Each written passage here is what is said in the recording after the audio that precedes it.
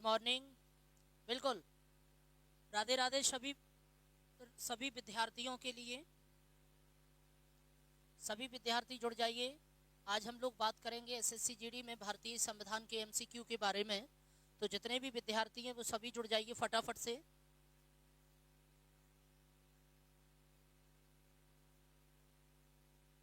तो कर दो ना, अभी नहीं है।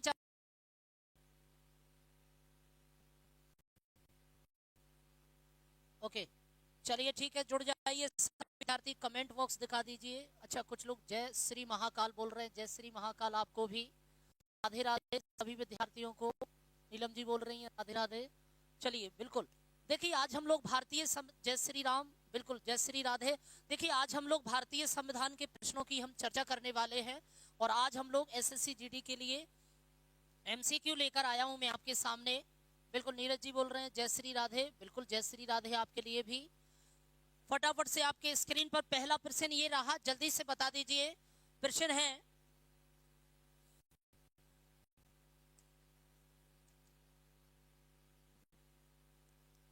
प्रश्न है कि संविधान सभा की पहली बैठक कब हुई थी?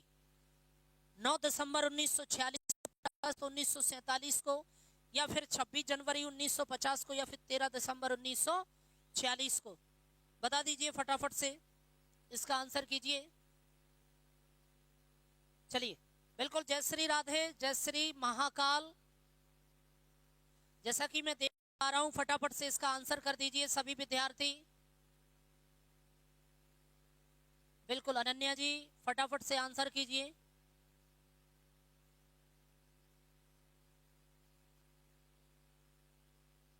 चलिए देखिए थोड़ा सा इधर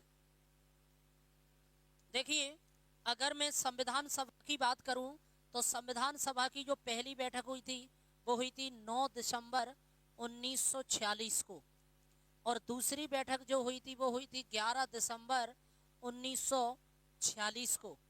ठीक है, तो अस्थाई तौर पर जो बनाए गए थे पहले, वो सच्चिदानंद सिन्हा को बनाया गया था 9 दिसंबर को। और फिर उसके बाद स्थायी जो अध्यक्ष बनाए गए थे वो डॉक्टर राजेंद्र प्रसाद को बनाया गया था। अगर मैं इस प्रश्न की बात करूं आप सभी विद्यार्थियों से, तो संविधान सभा की जो पहली बैठक हुई थी वो 9 दिसंबर 1946 को हुई थी। और दूसरी जो बैठक हुई थी वो 11 दिसंबर 1946 को हुई थी। जितने भी विद्यार्थी ये आंसर कर रहे हैं वो बिल्कुल सही आंसर कर रहे हैं। 9 दिसंबर 1946 को डॉक्टर सच्चिदानंद सिन्हा को अस्थाई अध्यक्ष बनाया गया था। अस्थाई बोल रहा हूँ। और स्थायी जो अध्यक्ष बनाया गया था वो 11 दिसंबर 1946 को डॉक्टर राजेंद्र प्रसाद को बनाया गया था। तो जितने भी विद्यार्थी ये आंसर कर रहे हैं, नीलम जी का आंसर आ चुका है, ए आंसर बिल्कुल सही आंसर है आपका। दूसरे प्रश्न की तरफ हम लोग बढ़ते हैं। दूसरा प्रश्न देखिए आज का।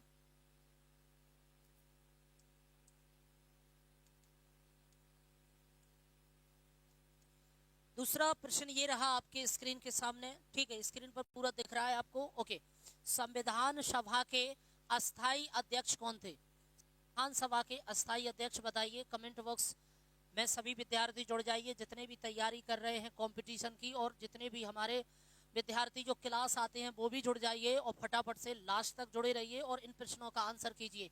जी मैं बिल्कुल हट जाता हूँ। दूसरे प्रश्न का आप बताइए कि संविधान सभा के अस्थाई अध्यक्ष कौन थे? जल्दी से आंसर कीजिए। कोशिश ये किया करो दोस्तों के फटाफट से आंसर किया करो। बिल्कुल,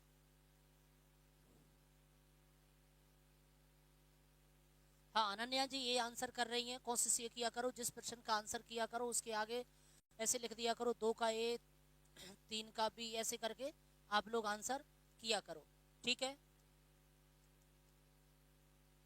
नीलम जी बोल रही हैं ए आंसर, यानी कि दूसरे का ए आंसर।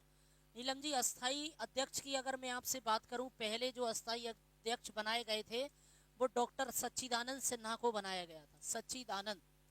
सच्चिदानंद इनकी उम्र ज्यादा थी, इस कारण से इन्हें बना दिया गया था। सच्चिदानंद सिन्हा को 9 दिसंबर 1946 को पहले अस्थाई अध्यक्ष बनाए गए थे। लेकिन यहाँ पर अस्थाई पूछा है तो डॉक्टर सच्चिदानंद सिन्हा सही आंसर है।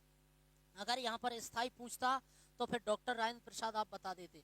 डॉक्टर सच्चिदानंद सिन्हा को 9 दिसंबर 1946 को संविधान सभा का अस्थाई अध्यक्ष बनाया गया था। हाँ नीलम जी, 2 का 1, 2 का ए नहीं है, बिल्कुल गलत है। स्थायी नहीं पूछा है, अस्थाई पूछा है आपसे। तो अस्थाई में कौन रहेगा? डॉक्टर सच्चिदानंद सिन्हा सही आंसर है। ठीक है, 9 दिसंबर 1946 को इनको बनाया गया था। क्लियर? तो जितने भी विद्यार्थी बी आंसर कर रहे हैं वो बिल्कुल सही आंसर कर रहे हैं।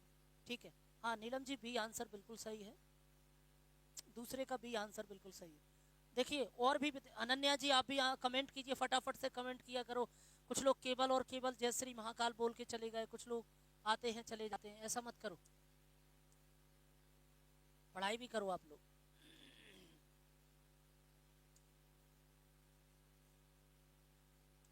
तीसरा प्रश्न बताइए,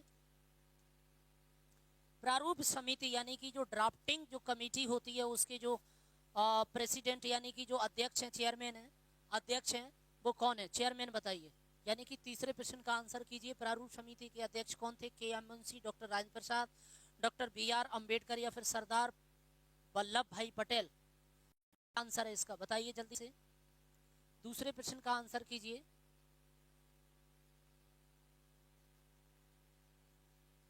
हाँ दूसरे प्रश्न का आंसर कीजिए सभी विद्यार्थी, दूसरे प्रश्न का आंसर कीजिए। प्रारूप समिति ड्राफ्टिंग कमेटी के जो अध्यक्ष थे वो कौन थे?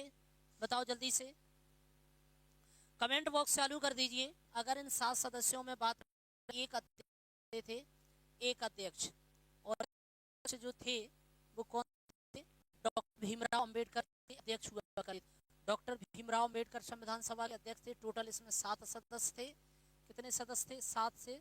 हाँ नीलम जी 3 का सी आंसर कर रही हैं, बिल्कुल सही आंसर कर रही हैं आप, बिल्कुल सही आंसर कर रही हैं, वेरी गुड। तीसरे का सी आंसर बिल्कुल सही आंसर है। तो जितने भी विद्यार्थी 3 का सी आंसर कर रहे हैं वो बिल्कुल सही है। नेक्स्ट प्रश्न की तरफ हम लोग बढ़ते हैं। अगला प्रश्न देखिए,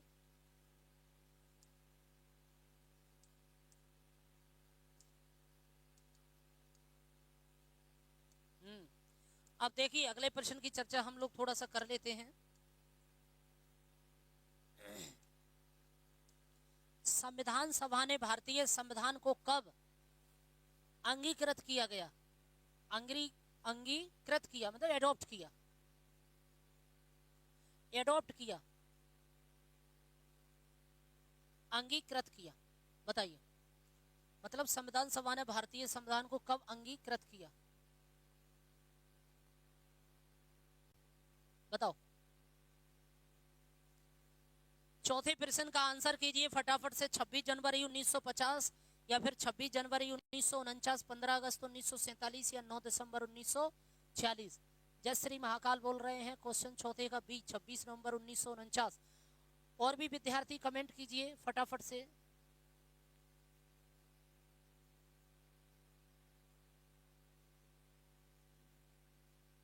बताइए जल्दी से क्या आंसर होना चाहिए। कुछ विद्यार्थियों का आंसर आ चुका है, 4 का वी बोल रहे हैं, 26 नवंबर 1949 कर रहे हैं। जल्दी से आंसर किया करो। देखिए आंसर अगर आपको याद है तो आप जल्दी से किया करो।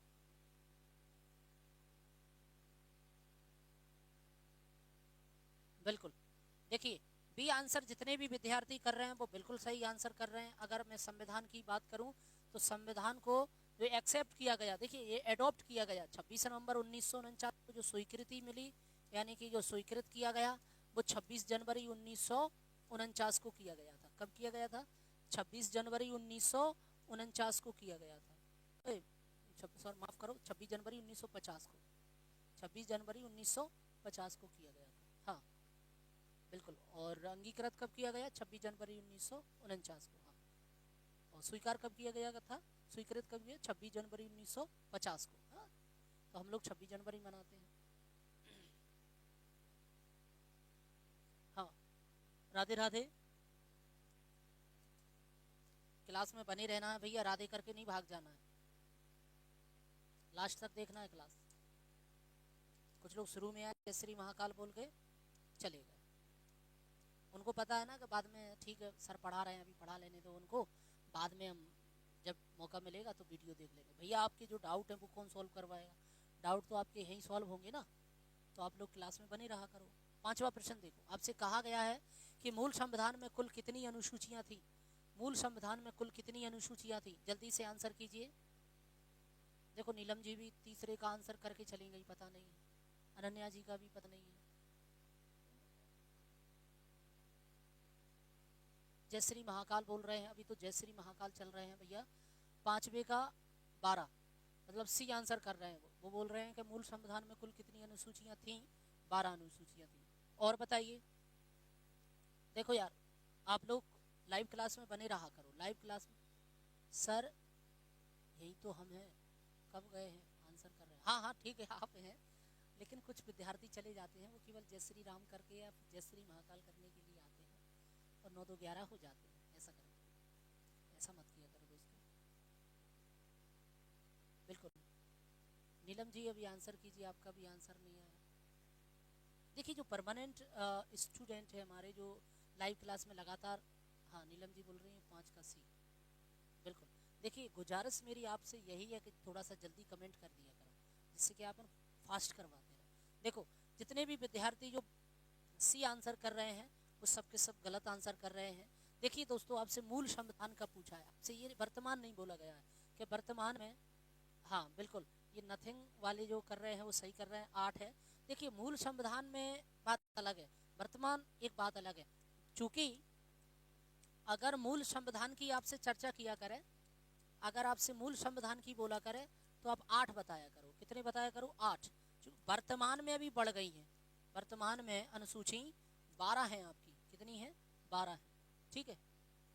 हाँ तो जितने भी विद्यार्थी ए आंसर कर रहे हैं वो सही हैं और सी आंसर वाले गलत हैं, ठीक है।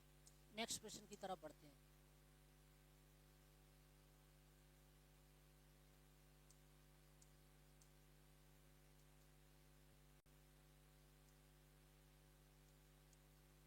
वर्तमान में भारतीय नागरिकों को कितने मौलिक अधिकार प्राप्त हैं?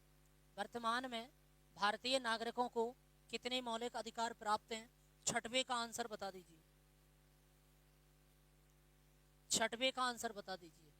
वर्तमान में भारतीय नागरिकों को कितने मौलिक अधिकार प्राप्त हैं? नीलम जी बोल रही हैं 5 का 8। हाँ नीलम जी आप सही है, आपका 5। पहले आपने 5 का सी बता दिया। हाँ नथिंग जी का कमेंट आ गया है कि वर्तमान में भारतीय नागरिकों को कितने मौलिक अधिकार, 5 बोल रहे हैं, 5। और बताइए, जयश्री महाकाल बोल रहे हैं 6। जयश्री महाकाल बोल रहे हैं 6। नीलम जी आंसर कीजिए फटाफट से।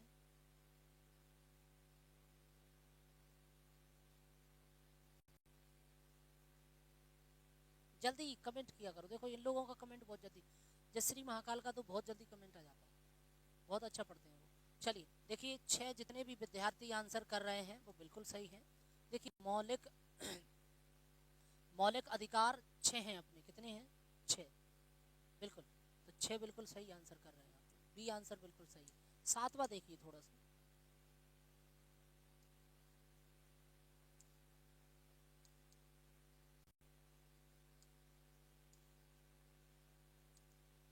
किस मौलिक अधिकार को डॉक्टर भीमराव अंबेडकर ने संविधान का हृदय और आत्मा कहा था? बताओ भैया। नीलम जी बोल रही हैं 6वें का 6। हाँ 6वें का 6 बिल्कुल। थोड़ा फास्ट कमेंट किया करो आप। बताओ 7वें प्रश्न पे हम पहुंच चुके हैं। किस मौलिक अधिकार को डॉक्टर अंबेडकर ने संविधान का हृदय और आत्मा कहा था? समानता के अधिकार को, स्वतंत्रता के अधिकार को, संवैधानिक उपचारों के अधिकार को, या फिर धार्मिक स्वतंत्रता के अधिकार को? नथिंग जी बोल रहे हैं 32। जयश्री महाकाल बोल रहे हैं 7वें का सी। हाँ ओके बिल्कुल बिल्कुल, आप लोगों का आंसर आ चुका है। और भी विद्यार्थियों को मैं देख पा रहा हूँ लेकिन वो बहुत लेट, अच्छा एक विद्यार्थी और जुड़ चुके हैं, कंबाइन लवर्स के नाम से हैं वो। 6 कर रहे हैं वो, 6। अब वो 6 क्या कर रहे हैं? अच्छा वो वही वाला कर रहे हैं, मौलिक अधिकार वाला कर रहे हैं। चलिए अब 7वें प्रश्न का आंसर कीजिए। गुरुजी आप भी फास्ट पढ़ाएगा चलिए ठीक है। अरे मैं फास्ट इसलिए, मामला क्या है मैं बताता हूँ आपको। मैं आपके कमेंट देखता रहता हूँ और कुछ लोग कमेंट जल्दी कर देते हैं, कुछ तो मैं जो सोचता हूँ सबके आंसर आ जाए फिर मैं बताऊँ।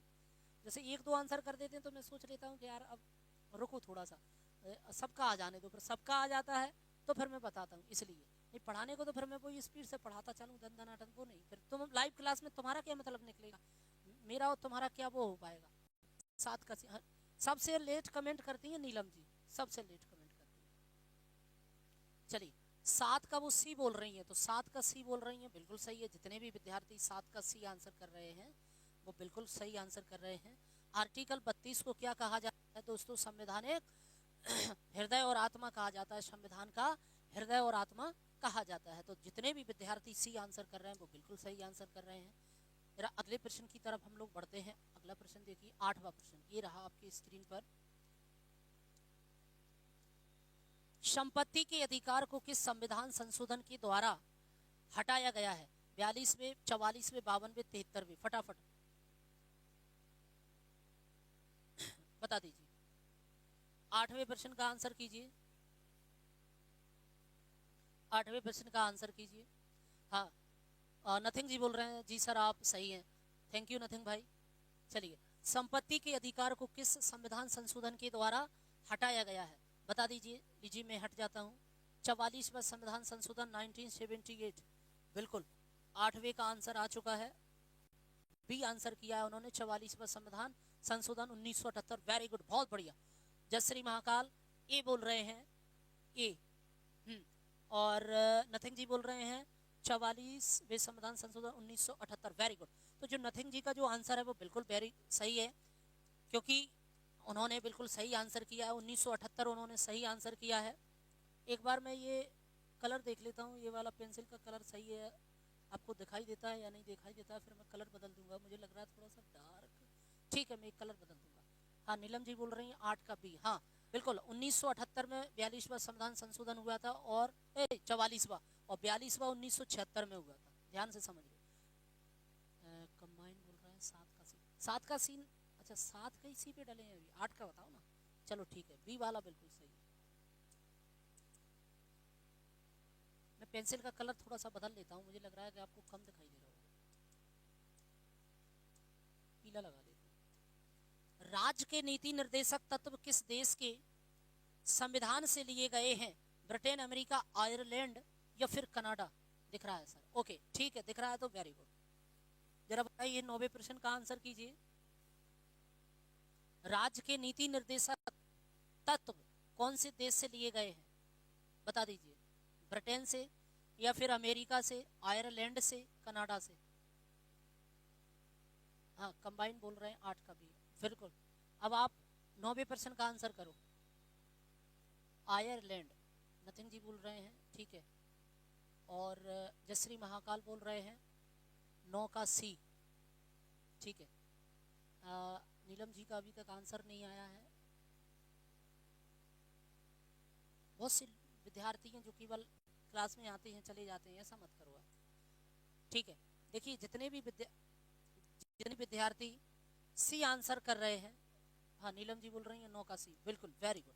जितने भी विद्यार्थी सी आंसर कर रहे हैं बिल्कुल सही आंसर कर रहे हैं, क्योंकि दोस्तों राज्य के जो नीति निर्देशक तत्व हैं वो आयरलैंड के देश से लिए गए थे, आयरलैंड के संविधान से लिए गए थे, तो आयरलैंड सही आंसर कर रहे हैं। और आयरलैंड की टीम अभी क्रिकेट टीम भी है, आप देख रहे हो वर्ल्ड कप में खेल रही है, ठीक है।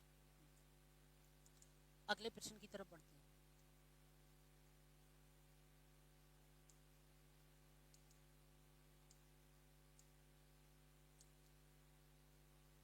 दोस्तों समान नागरिक संहिता यूनिफॉर्म सिविल कोड का उल्लेख किस एक्ट में है? अनुच्छेद 40 में, 44 में, 48 में या फिर 51 में? मैं हट जाता हूं, लीजिए प्रश्न 10 का आंसर बताइए। समान नागरिक संहिता कौन से आर्टिकल में? अच्छा नथिंग जी का आंसर आ चुका है 44वें आर्टिकल में, ठीक है। और बताइए। कंबाइन बोल रहे हैं 9th का सी, कंबाइन जी बोल रहे हैं 9th का सी, बिल्कुल सही है। थोड़ा सा प्लीज आपसे रिक्वेस्ट मेरी है कंबाइन जी की, थोड़ा सा फास्ट कमेंट किया करो। अब जरा 11वें प्रश्न का, 10वें प्रश्न का आंसर कर दीजिए, 10वें का। हाँ किशन जी भी जुड़ चुके हैं। जयश्री महाकाल बोल रहे हैं आर्टिकल 40, नीलम जी बोल रही हैं 10 का बी। हाँ देखिए जितने भी विद्यार्थी 10 का बी आंसर कर रहे हैं वो बिल्कुल सही हैं, और बाकी के गलत हैं, बाकी के गलत हैं, क्योंकि आर्टिकल 44 में, अनुच्छेद 44 में समान नागरिक संहिता यूनिफॉर्म सिविल कोड का उल्लेख किया गया है, अच्छे से ध्यान कर लो आप। आर्टिकल 44 में किया गया, ना कि आर्टिकल 40 में किया गया, तो 44 बिल्कुल सही आंसर है। ठीक है, अनुच्छेद 44। हाँ, चलिए अगले प्रश्न की तरफ बढ़ रहे हैं हम। 11वां प्रश्न देखिए दोस्तों, भारत का पहला नागरिक कौन होता है? भारत का पहला नागरिक पूछा गया है। सर नथिंग जी बोलो, सर ऐसे क्वेश्चन आएंगे पेपर में क्योंकि लेवल हार्ड कर दिया एग्जाम में अब शायद। ठीक है, ओके, आप चिंता नहीं करो। मैंने आपका कमेंट पढ़ लिया है। नथिंग जी, मैंने आपका कमेंट पढ़ लिया है। आप कह रहे हैं सर ऐसे क्वेश्चन आएंगे पेपर में क्योंकि लेवल हार्ड कर दिया है एग्जाम में अब शायद। ठीक है नथिंग जी, आप बिल्कुल निश्चित रहिए, क्वेश्चन आपको बहुत थोड़ा डीप में लाऊंगा मैं। अभी मैं थोड़ा सा शुरुआत कर रहा हूँ, इसलिए मैं थोड़ा सा उसका बेस बनवा रहा हूँ। आप बिल्कुल रहिए, निश्चित रहिए, मैं 100 प्रश्न लाऊंगा। अभी तो मैं कम ला रहा हूँ और ऊपर ऊपर के ला रहा हूँ, अभी बेस बनवा रहा हूँ। कुछ प्रश्न इसमें भी कठिन डले हैं, कुछ भी है नहीं है। मैं सोच रहा हूँ बेस बन जाए आप लोगों का थोड़ा सा, फिर उसके बाद मैं कठिन में घुसूंगा, आप चिंता नहीं करो। बिल्कुल बिल्कुल प्रश्न नहीं बचेंगे, आप बिल्कुल निश्चित रहिए। 11 कभी नीलम जी बोल रही हैं 11 कभी। देखिए ऐसे तो नॉर्मली प्रश्न है, ये तो आपको सबको पता होना चाहिए। बिल्कुल निश्चित रहिए, मैं कठिन भी लाऊंगा, कठिन आए हैं इसमें, बहुत सारे प्रश्न इसमें कठिन भी हैं, आप चिंता नहीं करो। बिल्कुल मैं आपकी बात से सहमत हूँ। तो बी आंसर जितने भी विद्यार्थी कर रहे हैं वो बिल्कुल सही आंसर कर रहे हैं। देश का जो पहला व्यक्ति होता है वो राष्ट्रपति होता है, द्रौपदी मुर्मू। द्रौपदी मुर्मू अभी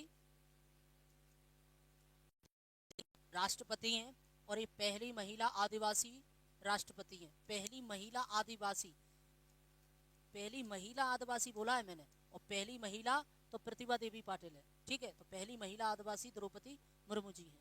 वेरी गुड, यही है पहली नागरिक देश की।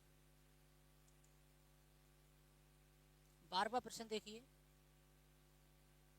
देखो ये ऐसे प्रश्न आते हैं, ऐसे प्रश्न आते हैं पेपर में। देखो ऐसे आ रहा है, राष्ट्रपति पर महाभियोग की प्रक्रिया किस अनुच्छेद के तहत चलाई जाती है? ऐसे प्रश्न पूछ लेता है। नीरज जी बोल रहे हैं बी आंसर है। ठीक है, 12वें प्रश्न का आंसर कीजिए सभी विद्यार्थी।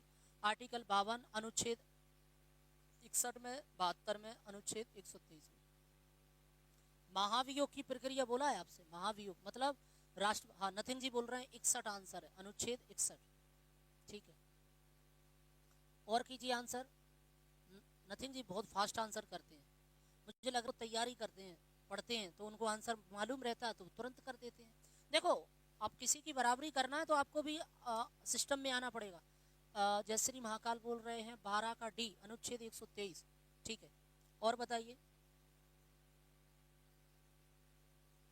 नीरज जी बोल रहे हैं 61, नीलम जी बोल रही हैं 12 का वी। ओके, देखिए इसमें तो राष्ट्रपति के बारे में बताया गया कि भारत का एक राष्ट्रपति होगा। अनुच्छेद 61 की हम चर्चा करें तो इसमें महाभियोग है राष्ट्रपति के ऊपर, इसमें महाभियोग है। चूंकि राष्ट्रपति किसी व्यक्ति को क्षमा कर देता है, क्षमादान की शक्ति है उसको, क्षमादान की शक्ति है। अगर किसी व्यक्ति को फांसी हो रही है तो वो क्षमा कर देता है, समझ? हाँ। बिल्कुल, चलिए तो इसका जो सही आंसर है, राष्ट्रपति पर प्रक्रिया किस आर्टिकल के तहत चलाई जाती है? तो आर्टिकल 61 के तहत, अनुच्छेद 61। तो जितने भी विद्यार्थी अनुच्छेद 61 कर रहे थे वो सही है। अब आगे देखो,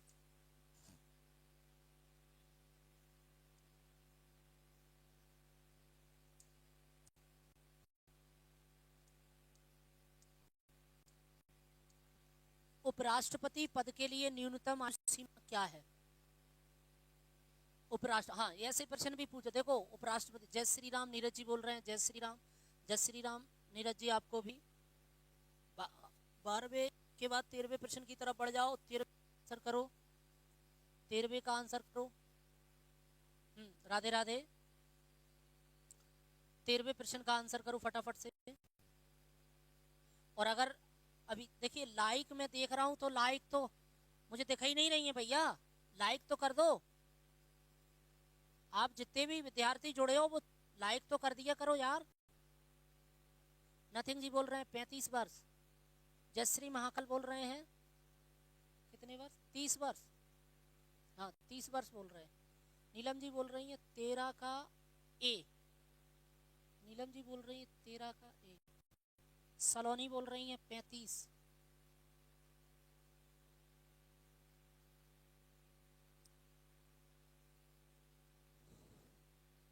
हाँ चल, हाँ हाँ हाँ चलने दो, कोई बात नहीं है, चलने दो। चलो अब देखो, उपराष्ट्रपति पद के लिए अगर देखो 25 वर्ष तो प्रधानमंत्री बनने के लिए चाहिए होती है। अगर आपको देश का प्रधानमंत्री बनना है तो 25 वर्ष चाहिए, और 30 वर्ष राज्यसभा का सदस्य बनने के लिए 30 वर्ष, और लोकसभा का सदस्य बनने के लिए 25 वर्ष, और राज्यसभा 30 वर्ष आयु होना चाहिए। तो सी बिल्कुल सही आंसर। प्रश्न की तरफ बढ़ते हैं। प्रश्न, ऐसे प्रश्न भी आते हैं।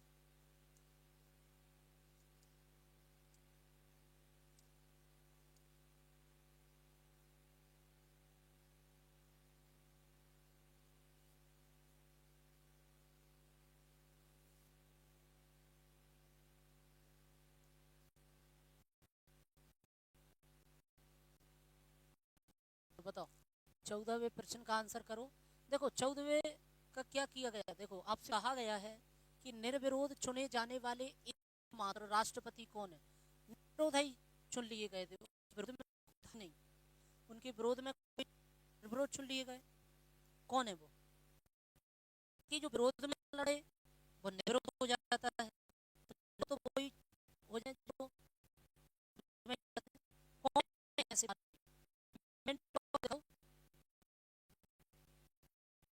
हाँ सलोनी जी बोल रही है सी। नीलम संजू रेड्डी, जयश्री महाकाल बोल रहे हैं सी।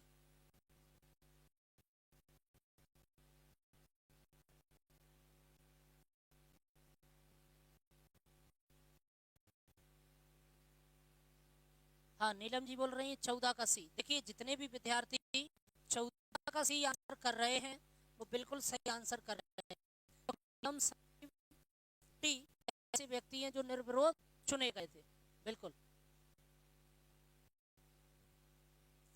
हाँ जय श्री कृष्णा जी आ चुके हैं, सी आंसर कर रहे हैं। जय श्री कृष्णा आपको भी बिल्कुल मैंने देख लिया है। आवाज चिपक रही है,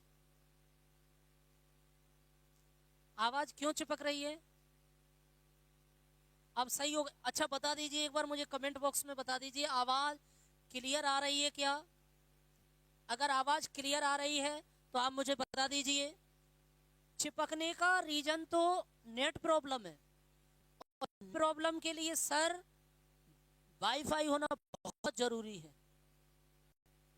हाँ हाँ मैं देख रहा हूँ आवाज चिपक रही है, वाईफाई की आवश्यकता में पड़ी है, प्लीज वाईफाई लगवा दीजिए। से मेरी गुजारिश है कि वो लगवा दें।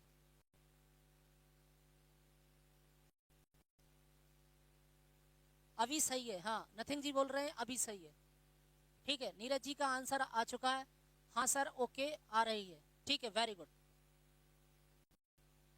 नीलम जी बोल रही नहीं सर जी, अगर आवाज आ रही है तो हाँ लिख दो, हाँ क्लियर आवाज आ रही है तो हाँ लिख दो, नहीं आ रही है तो ना लिख दो।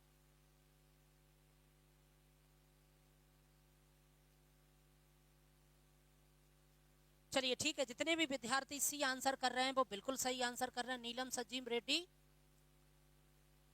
ऐसे व्यक्ति हैं, मतलब राष्ट्रपति हैं जो निर्विरोध ही चुन लिए गए थे। अब अगले प्रश्न की तरफ बढ़ते हैं। 15वां प्रश्न देखिए। मंत्री परिषद सामूहिक रूप से किसके प्रति उत्तरदायी होती है? ऐसे प्रश्न भी आते हैं नथिंग जी, ऐसे प्रश्न। मैं जेरिला जी आपका नाम भूल गया हूँ, आपने मुझे नाम बताया था, शायद रूपेंद्र जी बताया था सर, मैंने सबसे पहले बोला। अच्छा ठीक है, थैंक यू वेरी मच, मैं आपका नाम ले देता हूँ। नीरज जी कह रहे हैं सर मैंने सबसे पहले आंसर किया था, तो आप मेरा नाम ले दिया करो। ठीक है नीरज जी, आपका नाम ले दिया मैंने। अब तो सही आ रही है। ठीक है, नीलम जी बोल रही है अब आवाज सही आ रही है, कोई बात नहीं है। इसी बात पर अब 15वें प्रश्न का आंसर कीजिए। मंत्री परिषद सामूहिक रूप से किसके प्रति उत्तरदायी होती है? नथिंग जी, ऐसे प्रश्न आते हैं। जयश्री महाकाल बोल रहे हैं जब तक हम हैं लिखने वाले होते हैं तब तक आवाज चिपक जाती है। सर जी, जब तक हमें लिखने वाले होते हैं तब तक आवाज, अच्छा ऐसा सिस्टम है, जब लिखता हूं तब चिपकती है। चलिए अच्छा रूपेन जी, अच्छा रूपेन जी ने अपना नाम बता दिया है, ओके ठीक है। 15 का भी नीलम जी बोल रही हैं, चलो ठीक है। अब देखिए 15वें प्रश्न का हम थोड़ा सा चर्चा कर लेते हैं। जो मंत्री परिषद होती है वो किसके प्रति, लोकसभा के प्रति उत्तरदायी होती है, क्योंकि मैं आपको बता चुका हूं। आप पहले समझ लो मंत्री परिषद का चक्कर। मंत्री परिषद, भैया मंत्री परिषद जो मंत्री होते हैं केंद्र में, जैसे कुल लोकसभा के 15% मंत्री होते हैं, कुल लोकसभा के मेंबर के 15% मंत्री होते हैं, तो वो जो 15% मंत्री होते हैं, एक बात बताओ कहाँ बैठते हैं वो? लोकसभा में। तो वो किसके प्रति होंगे? लोकसभा में। तो लोकसभा के होंगे, सीधी सी बात है। बैठते लोकसभा, देखो राज्यसभा से भी बनाते हैं, लोकसभा से भी बनाते हैं, लेकिन वो राज्यसभा के प्रति नहीं, वो लोकसभा। क्योंकि आप जजमेंट लगाओ, वो जनता के द्वारा जीते हुए सांसद हैं और सांसद को ही मंत्री बना देते हैं, तो वो मंत्री परिषद कहलाती है। उसी मंत्री परिषद के बीच में से एक व्यक्ति को चुन लिया जाता है, तो वही मंत्री बनता है। कमेंट बॉक्स दिखा दो सर जी। ठीक है, बिल्कुल, तो बी आंसर बिल्कुल सही है, लोकसभा। अगला प्रश्न देखो।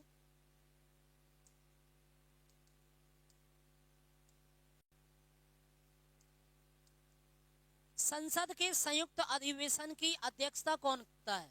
संसद के संयुक्त अधिवेशन का मतलब होता है कि लोकसभा के मेंबरों को भी और राज्यसभा के मेंबरों को भी सबको बुला लो और एक जगह बैठा लो और उनको अध्यक्षता कर दो। कौन करेगा? इसका आंसर बताओ। अरे ठीक है मत मत, अरे कोई बात नहीं है। हाँ रूपेन जी, ये थोड़ा सा चित्र नहीं आप, अच्छा आवाज के वो चित्र, कोई बात नहीं है। ठीक है रूपेन जी, आगे से ध्यान करना, ये चीजें ना भेजो आप, वो पढ़ाई लिखाई की चीजें भेजो तो ठीक, अच्छा लगता है। हाँ कोई बात नहीं, आवाज के चक्कर में भेजा, कोई बात नहीं है। ठीक है रूपेन जी, आंसर भेजो, उससे बेटा पढ़ने लिखने में थोड़ा अच्छा लगता है, ये अच्छी बात नहीं है, ये चित्र मित्र मत भेजा करो। अच्छा ठीक है, नीलम जी बोल रही है 16 का बी, जयश्री महाकाल बोल रहे हैं 16 का ए, नथिंग जी बोल रहे हैं स्पीकर। अच्छा स्पीकर का मतलब मुझे लग रहा है स्पीकर में दिक्कत आ रही है, लाइव क्लास में स्पीकर का चक्कर रह रहा है। 16 का ये, अच्छा नीरज जी बोल रहे हैं ए फर्स्ट का है, ए फर्स्ट का ए, अच्छा ठीक है। रूपेन जी बोल रहे हैं ए, संसद के संयुक्त अधिवेशन की अध्यक्षता बोले राष्ट्रपति करता है। 16 का संसद के संयुक्त अधिवेशन की अध्यक्षता कौन करता है? सुनो जरा, संसद के संयुक्त अधिवेशन की अध्यक्षता राष्ट्रपति बोल रहे हो? राष्ट्रपति क्यों बोल रहे हो? राष्ट्रपति तो भाषण देने के लिए आएगा है? अध्यक्षता क्यों करेगा वो? लोकसभा अध्यक्ष स्पीकर करते हैं। हाँ नथिंग जी, बिल्कुल लोकसभा का अध्यक्ष स्पीकर वही करता है, बिल्कुल सही है, सी आंसर सही है। हाँ नथिंग जी, मैं आपकी आंसर सहमत हूँ, सी आंसर बिल्कुल सही है, लोकसभा का अध्यक्ष करेगा भैया।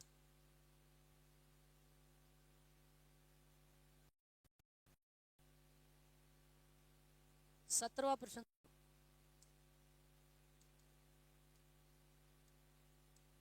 राज्यसभा का पदेन सभापति कौन होता है?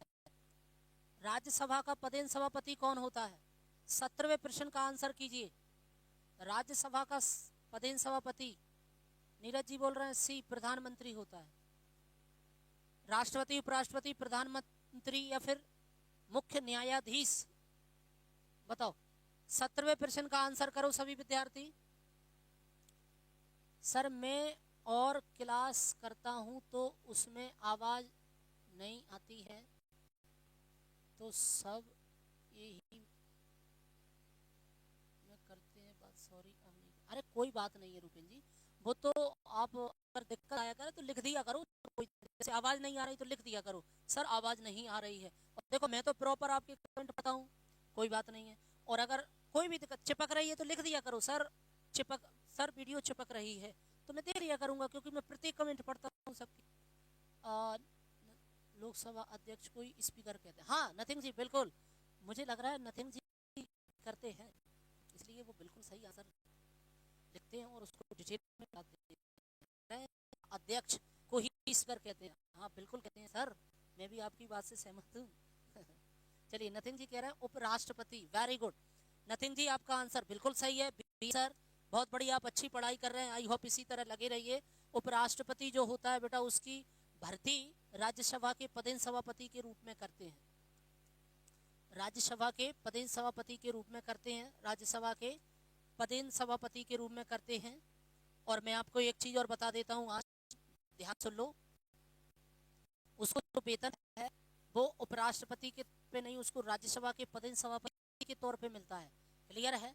हाँ वो रहता उपराष्ट्रपति है, तो वो राष्ट्रपति के काम नहीं करता है, ध्यान से सुन लो, वो राष्ट्रपति के काम नहीं करता है, वो तो राष्ट्रपति बीमार है घर पे चला गया, या राष्ट्रपति छुट्टी पर है, राष्ट्रपति की मृत्यु हो जाती है, तब उपराष्ट्रपति कुछ समय उसका काम कर रहता है। अब सेल्स को, अब सैलरी वो सरकार संसद डिसाइड करेगी कि राष्ट्रपति की पूरी देना है या राष्ट्रपति की आधी देना, राष्ट्रपति की आधी देना या पूरी देना, वो संसद डिसाइड करेगी, क्लियर है। तो राज्यसभा का जो पदेन सभापति होता है वो उपराष्ट्रपति होता है, उसकी भर्ती ही राज्यसभा के लिए करते हैं, ना कि उपराष्ट्रपति मतलब राष्ट्रपति के नीचे काम करने के लिए करते हैं, वो राज्यसभा के लिए ही करते हैं।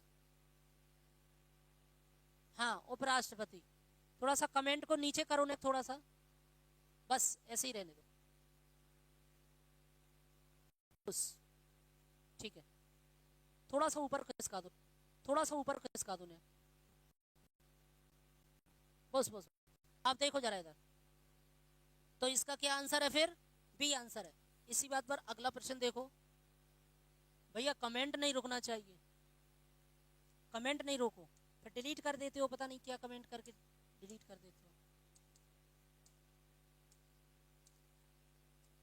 धन विधेयक यानी कि जो मनी बिल होता है केवल कहाँ पेश किया जाता है, धन विधेयक कहाँ पेश किया जाता है, राज्यसभा में, लोकसभा में, दोनों सदनों की संयुक्त बैठक में, या फिर विधान परिषद में।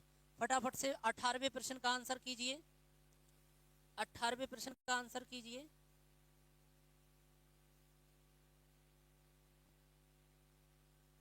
धन विधेयक मनी बिल कहाँ पेश किया जाता है, बस इतना ही रहने दो।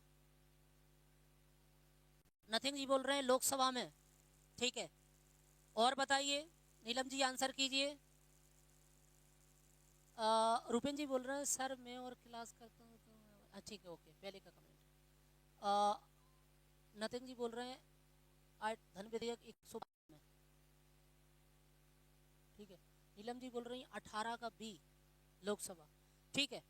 दीपक जी बोल रहे हैं 18 का B, okay Deepak G B, बिल्कुल जितने भी विद्यार्थी बी आंसर कर रहे हैं लोकसभा, वो बिल्कुल सही आंसर कर रहे हैं, क्योंकि जो धन विधेयक होता है वो केवल और केवल लोकसभा में ही पेश किया जाता है, ना कि राज्यसभा में किया जाता है। ध्यान से समझ लो, धन विधेयक मनी बिल, तो जितने भी विद्यार्थी बी आंसर कर रहे हैं वो बिल्कुल सही आंसर कर रहे हैं।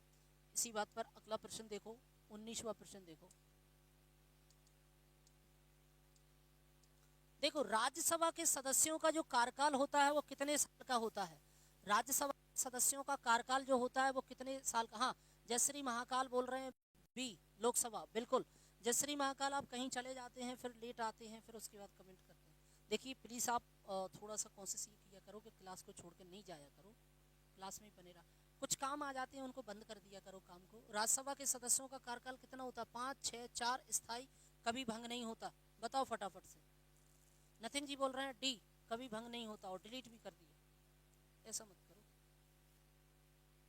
19 का आंसर करो। राज्यसभा के सदस्यों का कार्यकाल कितना होता है, 6 साल, ठीक है। और बताओ जयश्री महाकाल बोलो फटाफट से। दीपक जी, नीलम जी कमेंट करो। दीपक जी बोल रहे हैं 6 साल। ओके। माइन बोल रहे हैं 19 का 6। ठीक है। नीलम जी बोल रही हैं 19 का 6। देखिए जितने भी विद्यार्थी 19 का जो बी आंसर कर रहे हैं उस सब के सब सही आंसर कर रहे हैं। आपको बता चुका हूं, लोकसभा का सदस्य जब बन जाता है व्यक्ति तो 5 वर्ष तक बैठता है। कितने वर्ष तक? 5 वर्ष तक। चूंकि बात यहाँ राज्यसभा की कर रहे हैं, यहाँ पर जो बात हो रही है वो राज्यसभा की हो रही है। राज्यसभा 6 वर्ष के लिए होता है उसका सदस्य, 6 वर्ष। ठीक है, तो सही आंसर फिर बी आंसर। नेक्स्ट प्रश्न देखो।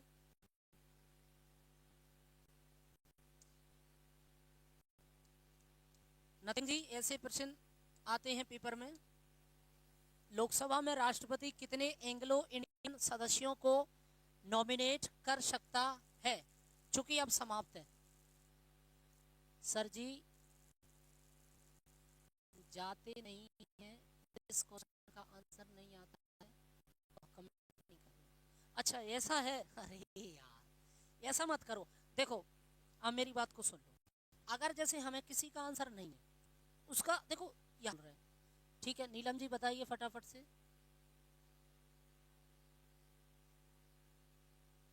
बताओ कंबाइन जी, दीपक जी आंसर कीजिए। नीलम जी बोल रही हैं 20 का ए 2 लोगों को। ठीक है, ओके। जितने भी विद्यार्थी 2 आंसर कर रहे हैं वो बिल्कुल सही आंसर कर रहे हैं। चूंकि अब समाप्त हो गया है, एंग्लो इंडियन की भर्ती अब नहीं करते दोस्तों। अब राष्ट्रपति नहीं करता है एंग्लो इंडियन की भर्ती। ठीक है, अब समाप्त कर दिया गया।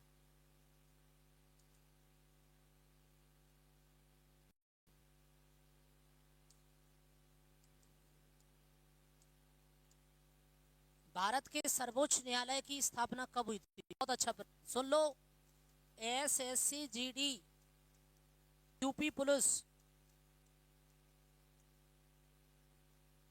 बहुत इंपॉर्टेंट है। कर लेना इस प्रश्न को, तो कहीं भी इस प्रश्न को नोट कर लेना।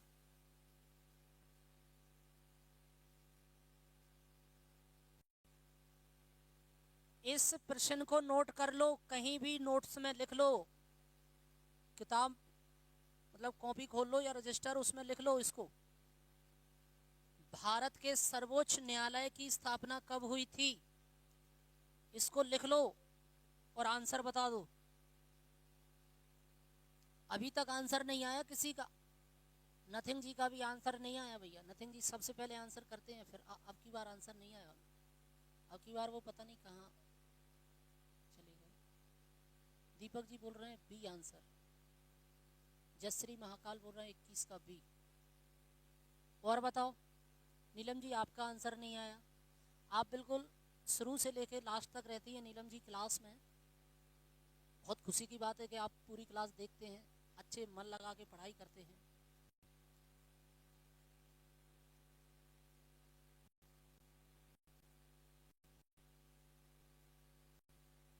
ठीक है, और विद्यार्थी श्री महाकाल सुप्रीम कोर्ट। ठीक है, देखिए सुप्रीम कोर्ट जैसे कि उन्होंने चर्चा की।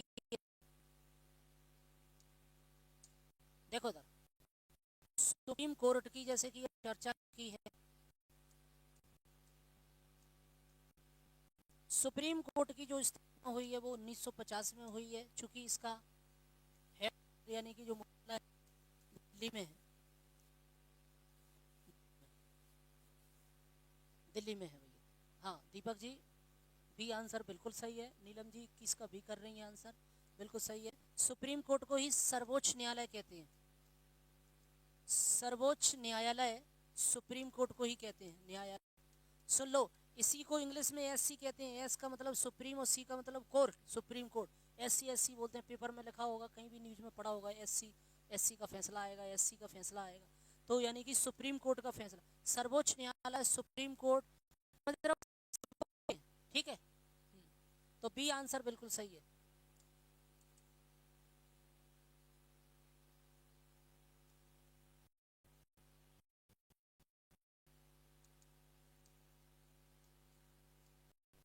सर्वोच्च न्यायालय के न्यायाधीशों की सेवानिवृत्ति की आयु क्या है, मतलब कितने वर्ष में वो रिटायरमेंट हो जाते हैं, सेवा से निवृत्त हो जाते हैं? 62, 65, 70, कोई सीमा नहीं।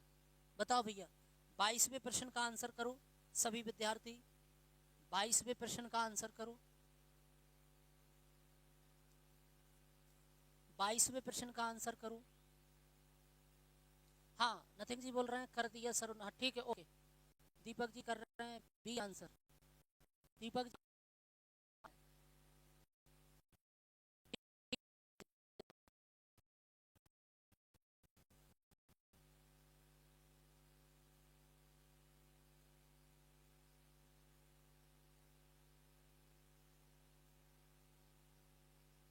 नथिंग जी बोल रहे हैं 65। नथिंग जी बोल रहे हैं 65। जयश्री महाकाल का आंसर नहीं आया। नीलम जी बोल रही हैं 22 का बी, 65। ओके, देखिए जितने भी विद्यार्थी जो बी आंसर कर रहे हैं वो बिल्कुल सही आंसर कर रहे हैं, क्योंकि सुप्रीम कोर्ट की, यानी कि सर्वोच्च न्यायालय बोलो सुप्रीम कोर्ट बोलो एक ही बात है। इसके जो न्याय जो सेवानिवृत्ति है, जो रिटायरमेंट का जो समय है वो 65 वर्ष है। कितने वर्ष है? 65 वर्ष के जब आप हो जाते हैं तो रिटायरमेंट हो जाते हैं। चूंकि हाईकोर्ट के न्यायाधीशों की अलग है, हाईकोर्ट के न्यायाधीश 62 वर्ष में रिटायरमेंट होते हैं। हाईकोर्ट के न्यायाधीश कितने वर्ष में? 62 वर्ष में। ध्यान से सुन लो। हाँ दीपक जी, बी आंसर बिल्कुल सही है। हाई कोर्ट के न्यायाधीश 62 साल की उम्र में रिटायरमेंट हो जाते हैं, सेवा से निवृत्त हो जाते हैं। इसी प्रकार से सुप्रीम कोर्ट के जो न्यायाधीश होते हैं वो 65 वर्ष में सेवा से निवृत्त हो जाते हैं, रिटायरमेंट हो जाते हैं। ठीक है, तो जितने भी विद्यार्थी बी आंसर कर रहे हैं वो बिल्कुल सही आंसर कर रहे हैं। अगले प्रश्न की तरफ हम लोग बढ़ते हैं और अगला प्रश्न देखिए, किस उच्च न्यायालय के पास सबसे अधिक क्षेत्राधिकार है? ऐसे प्रश्न भी आते हैं पेपर में। ऐसे ये तो भैया बहुत, इसको तो तुम एक काम करो, इसको नोट कर लो। इस प्रश्न ये मेरी तरफ से नोट कर लो, इसको कहीं लिख लो, इसको कहीं लिख लो, IMP इसको कहीं लिख लो, इसको रजिस्टर में लिख लो। किस उच्च न्यायालय के पास सबसे अधिक क्षेत्राधिकार है? इलाहाबाद उच्च न्यायालय, गुवाहाटी उच्च न्यायालय, बॉम्बे उच्च न्यायालय, कलकत्ता उच्च न्यायालय। इसको तो लिख लो तुम, रजिस्टर में कहीं नोट कर लो इस प्रश्न को, या बाद में लिख लेना जैसा भी। इसको IMP कर दिया सर जी, ओके। नीलम जी बोल रही हैं कर दिया सर जी। अब बेटा 23 का करो फटाफट से।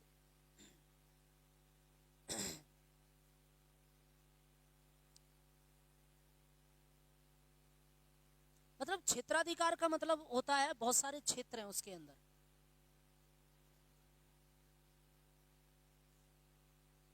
उच्च न्यायालय बोला है, उच्चतम नहीं बोला। उच्चतम सुप्रीम कोर्ट हो जाएगा, उच्च मतलब हाई कोर्ट हो जाएगा। करो आंसर करो 23 का।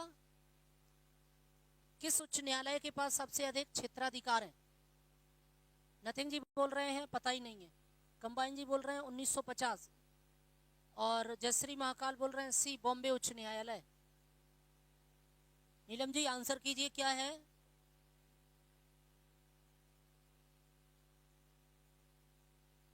तेईस का सी बोल रही हैं नीलम जी, बॉम्बे उच्च न्यायालय बोल रही हैं। नथिंग जी बोल रहे हैं अच्छा, तब गुवाहाटी। ठीक है, देखो इधर इसका आंसर देखो। बी जो गुवाहाटी का जो हाई कोर्ट है, बी जो गुवाहाटी का जो हाई कोर्ट है,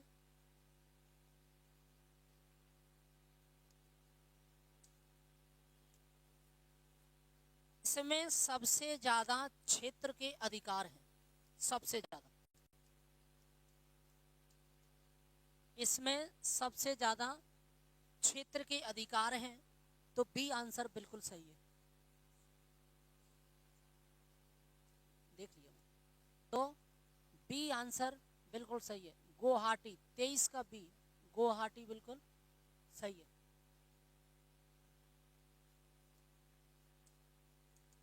नेक्स्ट देखो,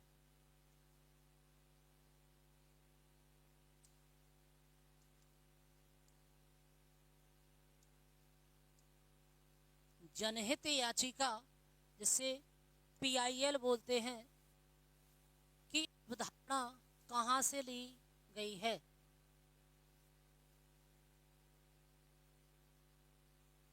बताओ भैया, 24 का आंसर बताओ। जनहित याचिका PIL की अवधारणा कहां से ली गई है? नथिंग जी बोल रहे हैं अमेरिका, नीलम जी बोल रही हैं ओके। आंसर करो 24 का, करो आंसर 24 का। लो मैं हट जाता हूं, दिखाई नहीं देता है आपको इसलिए मैं हट जाता हूं। जयश्री महाकाल बोल रहे हैं 24 का ए। जयश्री महाकाल बोल रहे हैं 24 का ए।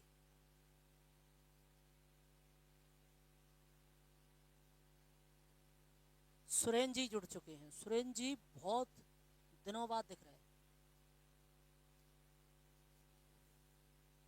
सुरेन जी बहुत टाइम बाद जुड़ रहे हैं। सुरेन जी बोल रहे हैं 24 का ए।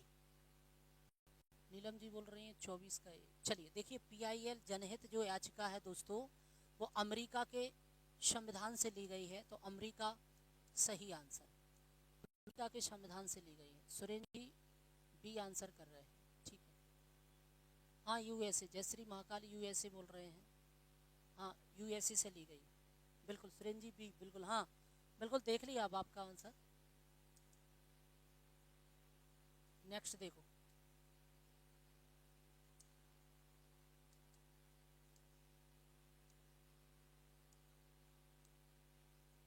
उच्च न्यायालय के न्यायाधीशों को शपथ कौन दिलाता है? उच्च न्यायालय के न्यायाधीशों को शपथ कौन दिलाता है? राष्ट्रपति, राज्यपाल, मुख्य न्यायाधीश या फिर प्रधानमंत्री? हाँ जयश्री महाकाल अमेरिका, आपका आंसर बिल्कुल सही है। जरा 25 का बता दीजिए।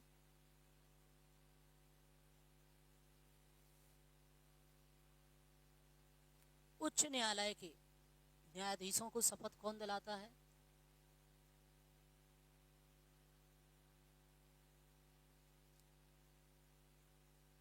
क्वेश्चन 25 का ए, राष्ट्रपति, ठीक है। हाँ हाँ राष्ट्रपति, जयश्री महाकाल। नथिंग जी बोल रहे हैं राष्ट्रपति, ठीक है। और बताइए। नीलम जी आपका आंसर नहीं आया अभी। सुरेन जी का आंसर नहीं आया। सुरेन जी का आंसर आ चुका है, 25 का ए बोल रहे हैं, ठीक है। सुरेन जी काफ़ी समय बाद जुड़े हैं। अच्छा, नथिंग जी बोल रहे हैं राज्यपाल, सॉरी, देखते हैं अभी। नीलम जी बोल रही हैं 25 का ए। देखिए राष्ट्रपति तो दोस्तों सुप्रीम कोर्ट के मुख्य न्यायाधीश को शपथ दिलाएगा, मुख्य चीफ जस्टिस को, मुख्य न्यायाधीश को दिलाएगा। चूंकि राज्यपाल उच्च न्यायालय, मतलब हाई कोर्ट के उच्च न्यायालय, उच्च न्यायालय के चीफ जस्टिस को यानी कि मुख्य न्यायाधीश को दिलाएगा। तो दोनों चीजें अलग अलग है कि राष्ट्रपति तो सुप्रीम कोर्ट के मुख्य न्यायाधीश को शपथ दिलाएगा और राज्यपाल उच्च न्यायालय के मुख्य न्यायाधीश को शपथ दिलाएगा। अब पूछा क्या है, उच्च न्यायालय के न्यायाधीश को शपथ कौन दिलाएगा? तो फिर राज्यपाल शपथ दिलाएगा, ना कि राष्ट्रपति दिलाएगा। हाँ कर दिया सर, ओके ठीक है। तो बी आंसर बिल्कुल सही आंसर है, ध्यान करना। अगला प्रश्न देखो,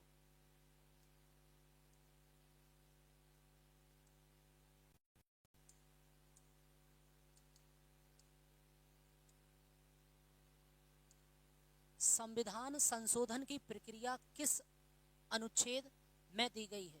अनुच्छेद 352 में, अनुच्छेद 360 में, अनुच्छेद 368 में, अनुच्छेद 370 में।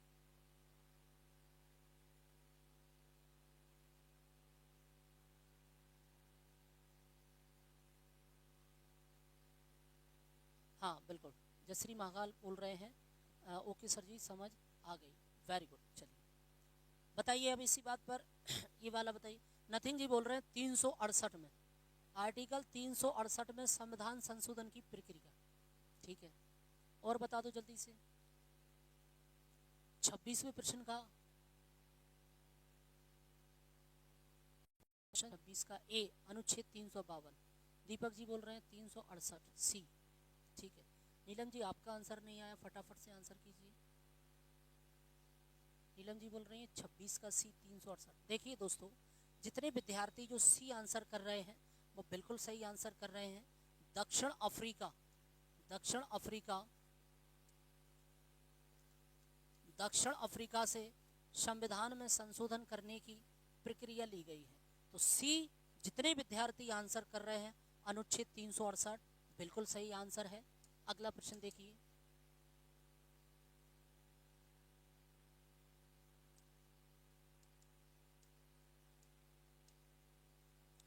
किस संशोधन को लघु संविधान या मिनी कॉन्स्टिट्यूशन कहा जाता है?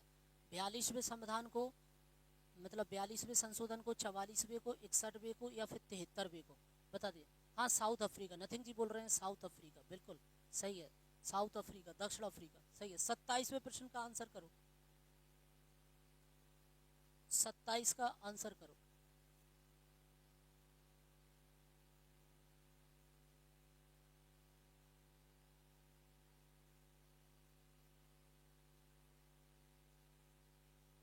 नथिंग जी बोल रहे हैं 42वां संविधान संशोधन 1976। ठीक है और करो।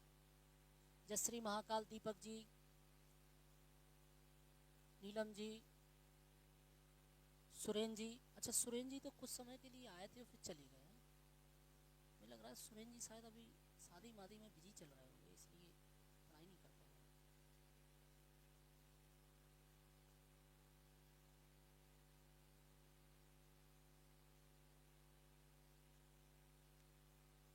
नीलम जी बोल रही हैं 27 का ए 42वां संविधान संशोधन। जयश्री महाकाल का भी आ चुका है। हाँ ठीक है जितने विद्यार्थी ये आंसर कर रहे हैं वो बिल्कुल 42वां संविधान संशोधन कब हुआ था? 1976 में। हाँ और ये 1944 में। हाँ कंबाइन जी भी बोल रहे हैं 27 का ए बिल्कुल ठीक है। तो इसका जो सही आंसर है ए आंसर बिल्कुल। देखिए 42वें संविधान संशोधन को लघु संविधान कहा जाता है, मिनी कॉन्स्टिट्यूशन कहा जाता है। तो जितने भी विद्यार्थी ए आंसर कर रहे हैं वो बिल्कुल सही आंसर कर रहे हैं। अगला प्रश्न देखिए,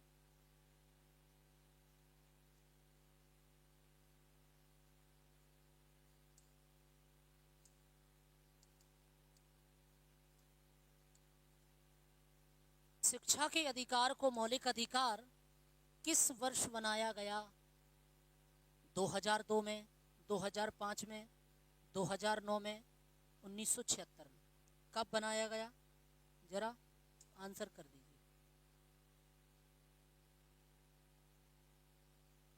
हाँ शादी वादी में घूम रहे हैं बिल्कुल, नथिंग जी बोल रहे हैं शादी वादी में घूम रहे हैं। भैया 28वें प्रश्न का आंसर करो।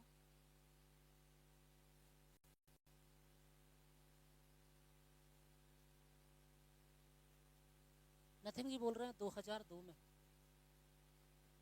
ठीक है मैं इधर हट जाया करूंगा थोड़ा सा, पूरा प्रश्न पढ़ लेते हो ना फिर आप लोग यहाँ से देख के हाँ करूंगा मैं। ठीक थोड़ा सा उल्टा हो जाता है क्योंकि कमेंट बॉक्स इधर देखना पड़ता है पीछे वाली साइड। 2002 कंबाइन बोल रहे हैं 2002, जयश्री महाकाल भी 2002। 28 का ए, नीलम जी का आंसर नहीं आया, आ चुका है 28 का ए बोल रही हैं। देखिए शिक्षा का जो अधिकार है इसमें 6 वर्ष से कितने 6 वर्ष से 14 वर्ष के बच्चों को फ्री पढ़ाया जाएगा। नहीं रिंकू जी नए आए हैं वो 2005। रिंकू जी 2005 नहीं है 2002 सही आंसर। 86वां संविधान संशोधन 2002 में हुआ था। 6 से 14 वर्ष के बच्चों को फ्री पढ़ाया जाएगा। इसमें ऐसा प्रावधान आया था कि 6 से 14 साल के जितने भी बच्चे हैं उनको क्या पढ़ाया जाएगा? फ्री पढ़ा जाए। 2005 में क्या हुआ? वो बोल रहे हैं 2005 में क्या हुआ? 2005 में कुछ भी नहीं हुआ था। 2005 में क्या हुआ था? कुछ भी नहीं हुआ था 2005 ऐसे। हाँ 2002 की बात हो रही है तो 2002 सही आंसर। इसके बाद नेक्स्ट देखिए,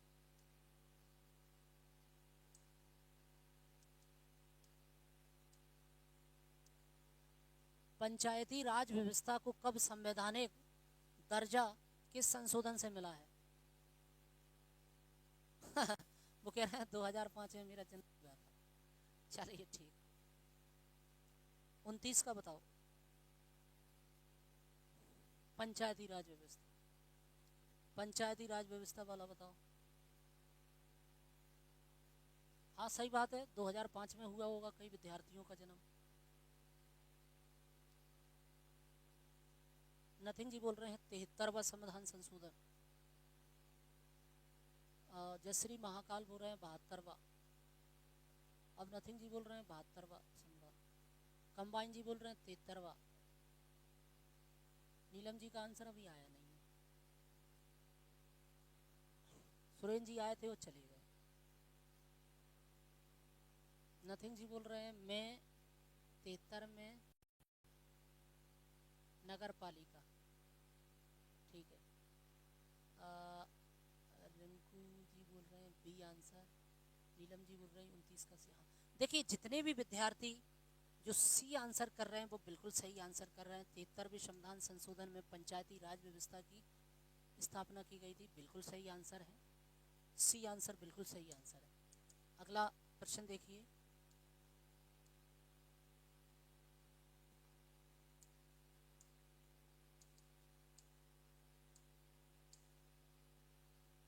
देखिए, अस्पृश्यता का अंत, एवोल्यूशन ऑफ अनटचबिलिटी, ये बताना है आपको। एवोल्यूशन ऑफ अनटचबिलिटी, इसका आंसर देना है आपको। नथिंग जी बोल रहे हैं डाउट है। कौन से वाले प्रश्न में डाउट है नथिंग जी? आर्टिकल, अच्छा इसी वाले में डाउट है। ठीक है, आर्टिकल 17, अस्पृश्यता का अंत, एवोल्यूशन ऑफ अनटचबिलिटी, क्वेश्चन 30 का सी। कंबाइन जी बोल रहे हैं 17, आर्टिकल 17। ठीक है। नीलम जी का आंसर नहीं आया है अभी तक, आंसर करो। रिंकू जी का भी आंसर नहीं आया। 30 का सी बोल रही है नीलम, 30 का सी, अनुच्छेद 17। ठीक है। और सुरेंद्र जी का भी नहीं आया। सुरेंद्र जी तो है नहीं है अभी। ठीक है। दीपक जी आपका भी आंसर नहीं आया। चलो, जितने भी विद्यार्थी सी आंसर कर रहे हैं वो बिल्कुल सही है। अस्पृश्यता का मतलब होता है छुआछूत। हाँ रिंकू जी, सी बिल्कुल सही आंसर है। छुआछूत का जो अंत किया गया है, अबॉलिशन ऑफ अनटचबिलिटी का जो अंत किया गया है, वो आर्टिकल 17 के अंतर्गत आता है। 14 में समानता का है, 15 में धर्म जाति लिंग परिवर्तन इसका है, और आर्टिकल 18 में उपयोग का अंत है। आर्टिकल 18 में क्या है? उपाधि। ये पता है सर जी। अच्छा चलिए 40। अगला वाला देखिए जरा।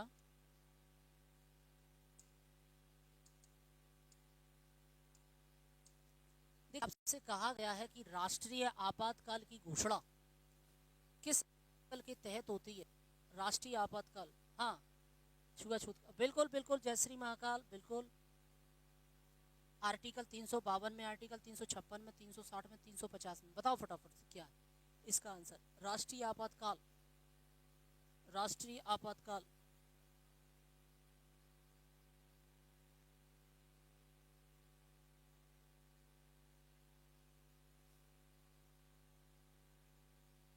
इकतीस का ए बोल रहे हैं जयश्री महाकाल, अनुच्छेद 352 में।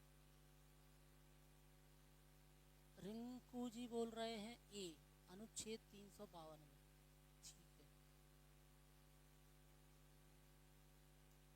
नथिंग जी आपका आंसर नहीं आया अभी तक। कंबाइन का आंसर नहीं आया। दीपक जी बोल रहे हैं 352। नीलम जी बोल रही हैं 31 का ए। ठीक है, नथिंग जी का आंसर नहीं है, शायद नथिंग जी चले तो नहीं गए।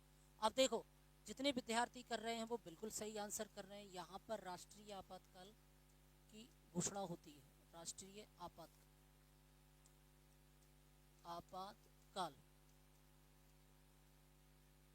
356 में राष्ट्रपति शासन है।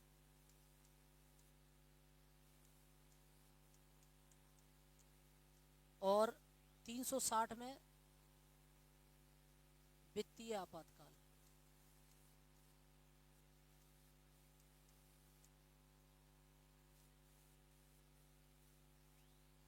दीपक जी बोल रहे हैं 31 का ए। 31 का ए बिल्कुल सही आंसर। जितने विद्यार्थी ए आंसर कर रहे हैं वो सब के सब सही है।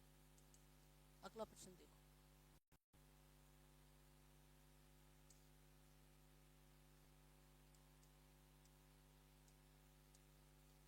वित्तीय आपातकाल फाइनेंशियल इमरजेंसी भारत में कितनी बार लगा है? ये बहुत अच्छा प्रश्न है भैया। इसको तो आप आईएमपी कर लो और लिख लो इसको। 32वें प्रश्न का आंसर करो।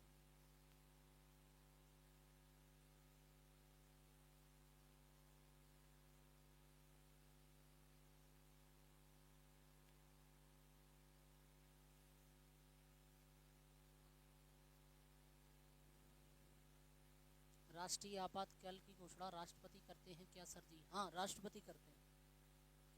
राष्ट्रपति करते हैं।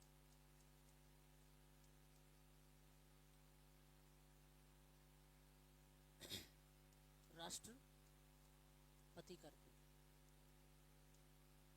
बिल्कुल राष्ट्रपति करते हैं। कुछ विद्यार्थी बोल रहे हैं 3 बार। जयश्री महाकाल बोल रहे हैं 3 बार। 32 का सी आंसर कर रहे हैं। 32 का सी आंसर कर।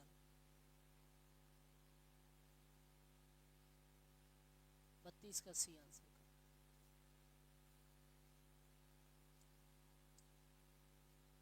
कंबाइन जी बोल रहे हैं 3 बार। नीलम जी बोल रही हैं 23 का सी।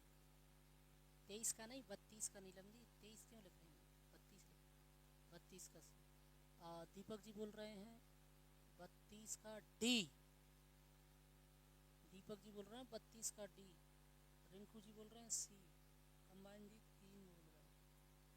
जयश्री महाकाल बोल रहे हैं 32 का सी। देखिए 32 का सी जितने भी विद्यार्थी बोल रहे हैं 3 बार, वो सब के सब गलत बोल रहे हैं। क्योंकि दोस्तों ये वित्तीय आपातकाल है ना कि राष्ट्रीय आपातकाल। वित्तीय आपातकाल कभी नहीं, तो डी आंसर इसका सही आंसर। वित्तीय आपातकाल कभी नहीं लगा है। ध्यान से सुन लो। जयश्री महाकाल बोल रहे हैं हाँ 1977, 81, 92। सुन लो जरा, ये राष्ट्रीय आपातकाल है जयश्री महाकाल जी। 77, 81 और 92 ये राष्ट्रीय आपातकाल है। क्योंकि यहाँ वित्तीय आपातकाल की फाइनेंशियल इमरजेंसी बोल रहे हैं। पैसे की कब दिक्कत आई? पैसे की तो अपने देश में दिक्कत कभी होती है ही नहीं। वैसे ही सोने की चिड़िया था, अंग्रेज चोरी कर ले गए, सिकंदर कर ले गया, गौरी कर ले गया, तब भी कहाँ कमी आई? आज भी थोड़ी कमी है। नेताओं के पास देखो तुम कितना पैसा है। यहाँ पे पैसा को सफेद करने के लिए वो काला कर बना देते हैं, तो वो काला के लिए स्विस बैंक में जमा करे आते हैं। सर जी गलती से लिख गया। हाँ हाँ चलिए कोई बात नहीं है। तो समझ गए ना आप मेरी बात? हाँ, तो हमारे देश में पैसा की तो कभी कमी आई नहीं है। वो तो पैसा की कमी नहीं आई, वस्तु की कमी आ गई, खावे पीवे की भुखमरी। तो इसलिए राष्ट्रीय आपातकाल लगा। पैसा की कमी जिंदगी में नहीं पड़ेगी भैया। कितना पैसा है हिंदुस्तान के पास? कभी 2016 में 8 नवंबर 2016 को पैसा बंद भी कर दिया था, तब भी किसी को दिक्कत नहीं आई थी। आदमी लेन में लग गए थे, आराम आराम से सब वो ले लिया। ठीक है, इसका तो आंसर करो फिर। अच्छा ये आंसर हो गया, ठीक है।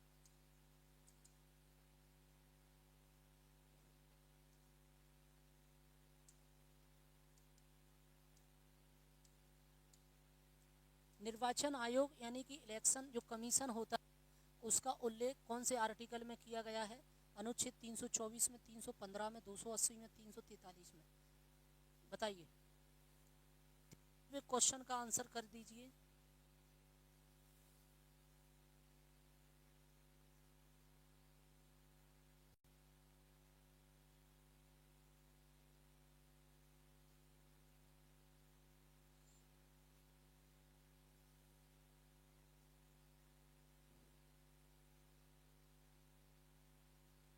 33वें क्वेश्चन का आंसर कर दीजिए।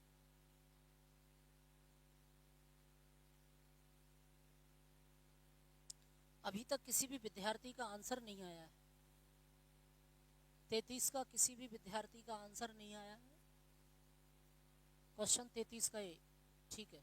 जसश्री महाकाल बोल रहे हैं 33 का ए, नीलम जी बोल रही हैं 33 का ए, कंबाइन जी बोल रहे हैं 324, नथिंग जी का पता नहीं है, नथिंग जी कहाँ चलेगा, दीपक जी का आंसर नहीं आया। देखिए जितने विद्यार्थी ये आंसर कर रहे हैं वो बिल्कुल सही आंसर कर रहे हैं, क्योंकि इलेक्शन जो कमीशन यानी कि जो निर्वाचन जो आयोग होता है उसका आर्टिकल 324 में यानी कि अनुच्छेद 324 में उल्लेख किया गया है।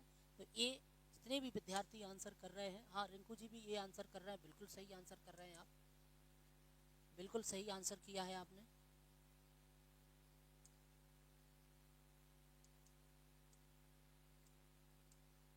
भारत की आधिकारिक भाषा यानी कि ऑफिशियल लैंग्वेज, आधिकारिक भाषा का उल्लेख किस आर्टिकल में है? हाँ दीपक जी ये बोल रहे हैं, दीपक जी 33 का ए आंसर कर रहे हैं, दीपक जी 33 का ए आंसर बिल्कुल सही आंसर कर रहे हैं। 34 का आंसर बता दीजिए। भारत की आधिकारिक भाषा का उल्लेख किस अनुसूची में है? 7वीं में, 8वीं में, 9वीं में या 10वीं में? बताओ। हाँ दीपक जी 324 बिल्कुल सही आंसर है। जरा आप 34वें प्रश्न का आंसर कीजिए फटाफट से।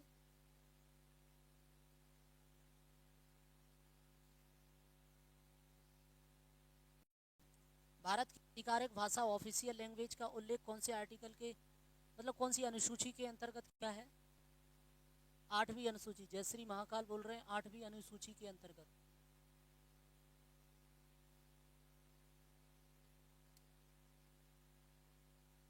जयश्री महाकाल बोल रहे हैं बी, नीलम जी बोल रही हैं 34 का बी, कंबाइन जी बोल रहे हैं ए। देखिए कंबाइन जी आप जो ए आंसर कर रहे हैं वो बिल्कुल गलत का आंसर कर रहे हैं। बी जितने भी विद्यार्थी आंसर कर रहे हैं वो सही कर रहे हैं। क्यों? क्योंकि 8वीं अनुसूची में 22 भाषाओं का उल्लेख है। कितनी भाषाओं का? 22 भाषाओं का उल्लेख है। और मेरी बात को समझ लो, मूल जब संविधान लगा था, मतलब जब संविधान लागू हुआ था उस समय 8वीं अनुसूची में 14 भाषाओं का उल्लेख था, 14 भाषाओं का। लेकिन समय समय पर भाषाएं बढ़ी, अभी 22 भाषाएं। ठीक है, 8वीं अनुसूची में कितनी भाषाएं? 22 भाषा, जिसमें सुन लो, देखो तुम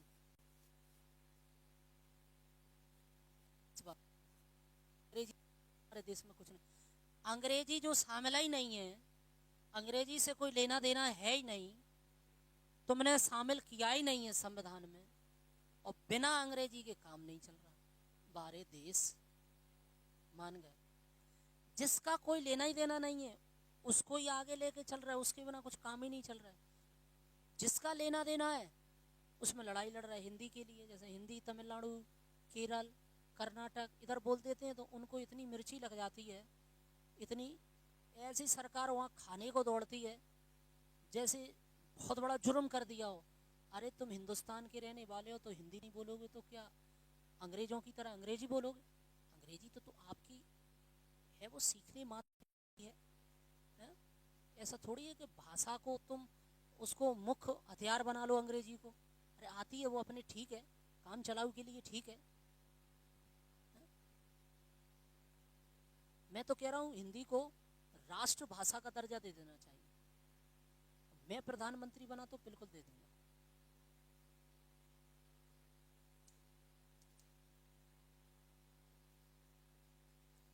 कर्नाटक तमिलनाडु वाले सुन लो ध्यान से, मैं प्रधानमंत्री बना ना तो सब राज्यों में हिंदी ही बोलोगे, तो हिंदी ही में काम होगा। हाँ, तो राष्ट्रभाषा ही हिंदी रहेगी। तब देखेंगे तुम्हें कितनी लड़ाई लड़ते हो, फिर लड़ना तुम। 35वें का आंसर करो। मतदान की आयु 21 साल से घटाकर 18 साल कर दी गई है कौन से संविधान संशोधन में? 42 में, 44 में, 61 में, 69 में? बताओ।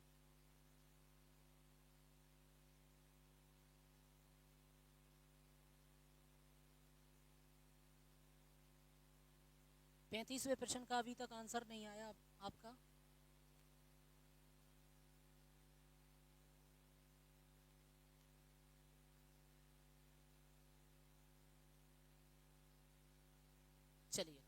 देखिए जो सी आंसर कर रहे हैं विद्यार्थी वो बिल्कुल सही आंसर कर रहे हैं।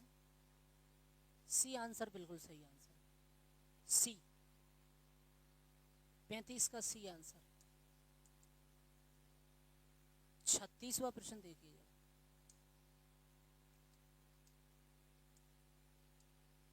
प्रस्तावना यानी कि प्रियम्बल में समाजवादी और धर्मनिरपेक्ष शब्द कब जोड़े गए? इसमें पंथ निरपेक्ष शब्द भी जोड़ा था, 3 शब्द जोड़े गए थे। बताओ इसका आंसर।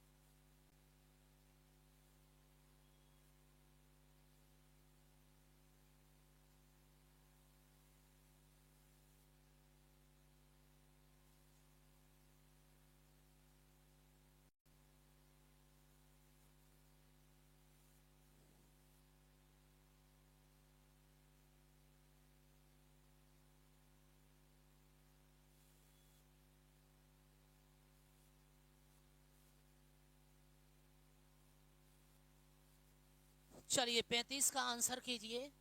35 का डी आंसर बोल रहे हैं। 36 का बता दीजिए। ओके सर, 36 का आंसर कीजिए। 36 का 36 का आंसर कीजिए। देखिए 1970 की 42वां संविधान संशोधन के द्वारा समाजवादी शब्द, धर्मनिरपेक्ष शब्द और एक शब्द और जोड़ा था, पंथ निरपेक्ष।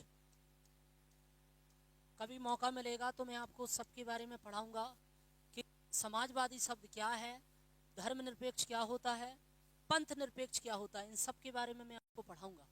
हाँ, बी आंसर कर रहे हैं सभी विद्यार्थी, वो बिल्कुल सही आंसर कर रहे हैं। अगला प्रश्न देखिए।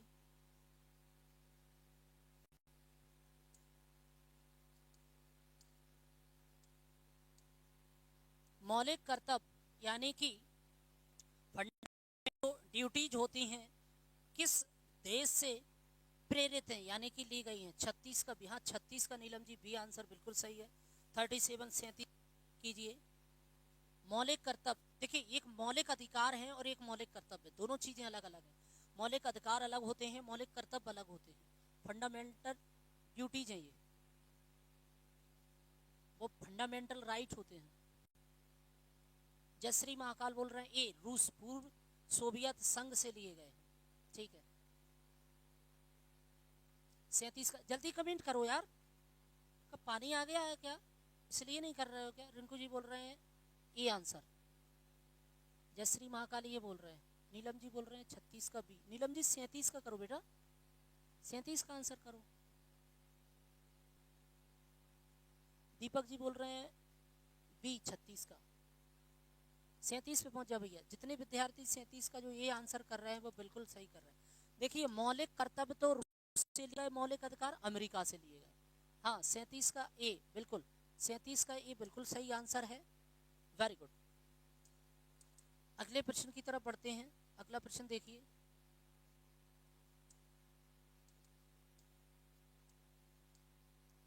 वित्त आयोग यानी कि फाइनेंशियल जो कमीशन होता है उसका गठन कौन करता है? संसद, राष्ट्रपति, प्रधानमंत्री, लोकसभा का अध्यक्ष। 38वें का आंसर करो। वित्त आयोग फाइनेंशियल कमीशन जो विभाग होता है उसका जो अध्यक्ष होता है उसकी कौन भर्ती करता है? बताओ। 38 प्रश्न का आंसर करो फटाफट से।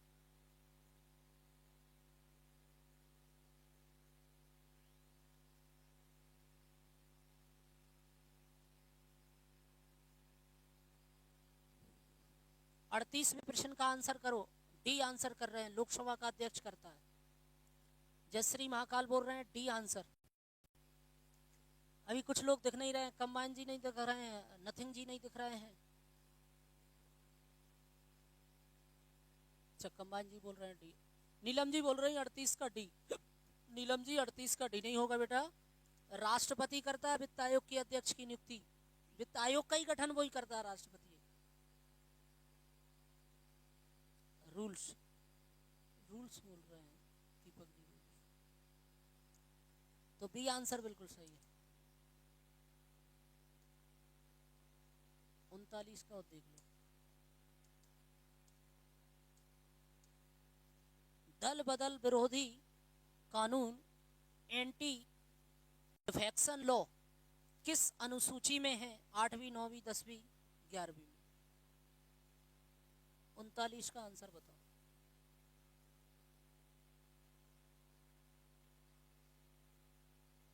दल बदल,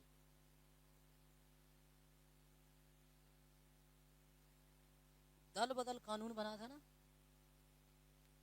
दल बदल। बी, 9वीं में।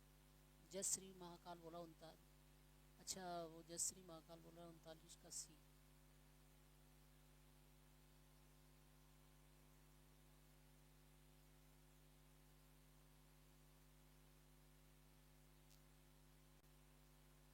अड़तीस का बी बोल रहे हैं, 39 का बी। रिंकू जी बोल रहे हैं 39 का बी।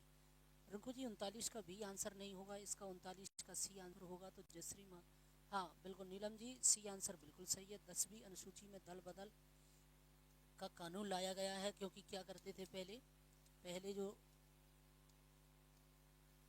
विधायक लोग जो होते थे, जो सांसद लोग होते थे, वो एक दल से दूसरे दल में जीत जाते थे, एक दल से दूसरे दल में पहुंच जाते थे, उसकी संख्या बढ़ जाती थी, सरकार उसकी हो जाती थी। लेकिन अगर आप जीत गए हो तो अब इस दल को छोड़ के दूसरे दल में जाओगे तो आपका जो पद है वो खत्म हो जाएगा, दोबारा से फिर आपको चुनाव लड़ना पड़ेगा, उपचुनाव। और फिर जनता को पता होता है कि तुम एक बार हमने जिताया, तुमने एक पार्टी को छोड़कर दूसरी पार्टी में जा रहे हो, बिछ रहे हो, तो इसका मतलब दोबारा से उपचुनाव लड़ते हो तो तब जनता हरवा देती है। तो कई विधायक अपने यहाँ जो 22 विधायक भगे थे, तो उन्होंने सबसे पहले इस्तीफा दिया, फिर सबने 22 ही ने उपचुनाव किया, तो उसमें से बहुत सारे हार गए। जनता का विश्वास तोड़ के भगोगे तो हारोगे ही, और क्या खाक जीतोगे।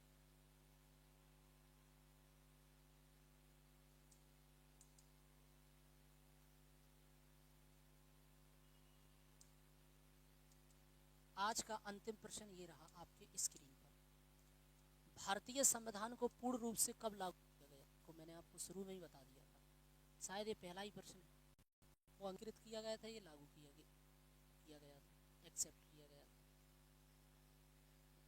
एडॉप्ट में और एक्सेप्ट में बहुत अंतर है। हाँ नीलम जी, 39 का सी बिल्कुल सही आंसर है। 40 का और बता दूं, इसका आंसर तो मैं पहले ही प्रश्न में दे चुका हूँ। आज का अंतिम प्रश्न है, इसके बाद हम लोग कल हिंदी की क्लास लेंगे। 40 का सी, 26 जनवरी 1950। जयश्री महाकाल बोल रहा है। नीलम जी आप भी बताइए फटाफट से। जयश्री महाकाल आपने बिल्कुल सही आंसर किया है। 26 जनवरी 1950 को ये हाँ लागू किया गया था। और अंगीकार कब किया गया था? 26 नवंबर 1949 को। ठीक है, तो सी आंसर। देखिए जितने भी विद्यार्थी हैं वो अगर चैनल पर नए हैं तो चैनल को सब्सक्राइब कर लीजिए, वीडियो को ज़्यादा से ज़्यादा आप शेयर कर दिया करो अपने दोस्तों के पास, और वीडियो अगर अच्छी लगती है तो लाइक कर दिया करो। तो हाँ 40 का सी बिल्कुल सही आंसर है। चलिए देखिए, इसी तरह आप लाइव क्लास में बने रहा करो, जिससे डाउट आपके क्लियर हो जाते। और भी अन्य प्रश्नों के साथ मैं आपसे फिर से मिलूंगा, और अच्छे कठिन से कठिन प्रश्न लाऊंगा दोस्तों। इसी तरह तैयारी करते रहिए। हाँ रिंकू जी आपका भी बिल्कुल सही आंसर है, सी आंसर है। इसी तरह तैयारी करते रहिए, मेहनत करते रहिए दोस्तों। कल मिलते हैं फिर नई वीडियो में, तब तक के लिए नमस्कार, जय हिंद, जय भारत। हंसते रहिए, मुस्कुराते